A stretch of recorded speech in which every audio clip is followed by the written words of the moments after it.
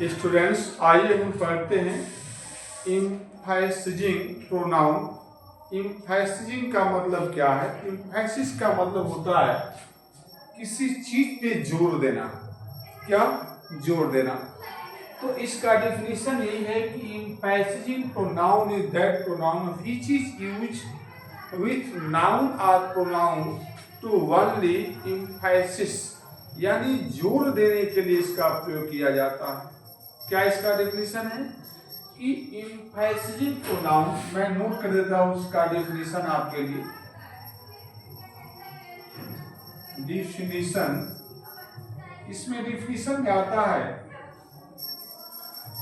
एम्फैसिजिंग a pronoun is that pronoun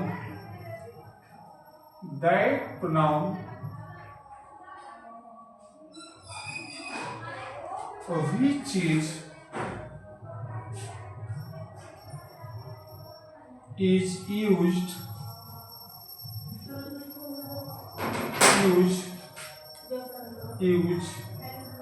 with noun or pronoun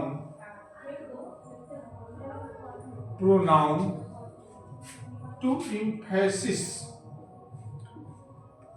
क्या कर सकते हैं? To emphasis, to emphasis on subject कर सकते हैं। On subject, SUBJUCT, subject, JECT, subject. देखिए हम आपको दोबारा एक्सप्लेन कर देते हैं। Emphasising pronoun is that pronoun which is used with noun और pronoun to emphasis on the subject. Subject पे जोर करने के लिए इसका प्रयोग किया जाता है। किसका? एम्फैसिजिंग प्रोनाउन का। अब आपके दिमाग में आता होगा कि एम्फैसिजिंग प्रोनाउन क्या है, तो वही हमने पिछले वीडियो में बता रखा है। आइए हम एक और रिमाइंड कर देते हैं। जैसे आपने सुना होगा वर्ड, ये माई सेल्फ, SELF हो गया माई सेल्फ। यहां पे आपने देखा आवर सेल्फ, या यहां पे आपने देखा होगा योर सेल्फ, यहां पे आपने पढ़ा होगा हर सेल्फ या हिम सेल्फ आपने देखा होगा, सेल्फ ETC, यानी और भी है, ourself, yourself, themself. तो ये हमारे जो जितने वर्ड दिखाई दे रहे हैं, इनको हम बोलते हैं रिफ्लेक्सिव प्रोनाउन भी और एम्फैसिजिंग प्रोनाउन भी बोलते हैं। बस इनके यूज में डिफरेंस है। क्या है? यूज में डिफरेंस। तो हमने इसका जो है रिफ्लेक्सिव प्रोनाउन को मैंने पहले एक्सप्लेन कर दिया है।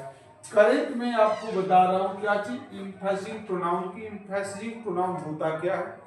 तो मैंने इसका डेफिनेशन ये देखिए नोट कर दिया है कि emphasising pronoun is that pronoun which is used with noun or pronoun to emphasize on the subject। Subject पे जोर देने के लिए इसका इस्तेमाल होता है। आइए देखते हैं एग्जाम्पल के थ्रू, तो और आपका क्लियर हो जाएगा।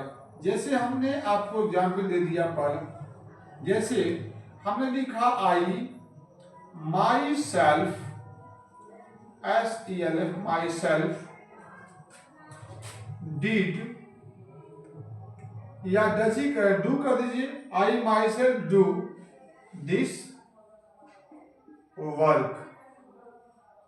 अब इसका मीनिंग ये हो जाएगा कि मैं इस काम को स्वयं करता हूं। क्या करता हूं? मैं इस काम को स्वयं करता हूं। ठीक है, तो देखिए इसमें आपका ये दे दिया गया है आई के तुरंत बाद माई सेल्फ। तो इसमें एम्फैसिजिंग प्रोनाउन में जो आप देख रहे हैं ये वर्ड्स, इनका तुरंत जो है सब्जेक्ट के तुरंत बाद होता है। क्या होता है? तुरंत बाद होता है। राइट और रॉन्ग? ये आपको शंका हो रहा होगा? शंका नहीं होगा। इसका प्रयोग हमेशा सब्जेक्ट के तुरंत बाद होगा। देखिए हमारा आई सब्जेक्ट है, इसके तुरंत बाद आई के साथ लगता है माई सेल, तो हमने माई सेल इसके तुरंत बाद कर दिया। और देखिए दूसरा एग्जाम्पल, जैसे दिया आपका ही हिमसेल्फ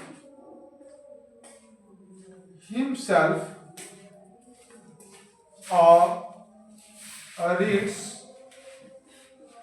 this book। इसका मीनिंग ये हुआ कि वह इस काम को क्या करता है, वह स्वयं इस काम को पढ़ता है या वह स्वयं इस पुस्तक को पढ़ता है। तो यहाँ पे देखिए आपका ही के तुरंत बाद जो है आपका हिमसेल्फ आ गया है। तो इनके तुरंत बाद जो है, सब्जेक्ट के तुरंत बाद अगर इनका इस्तेमाल होगा तो ये क्या कहलाएंगे, दोनों हमारे कहलाएंगे क्या चीज, बोलिए, इम्फेसिजिंग प्रोनाउन। इम्फेसिजिंग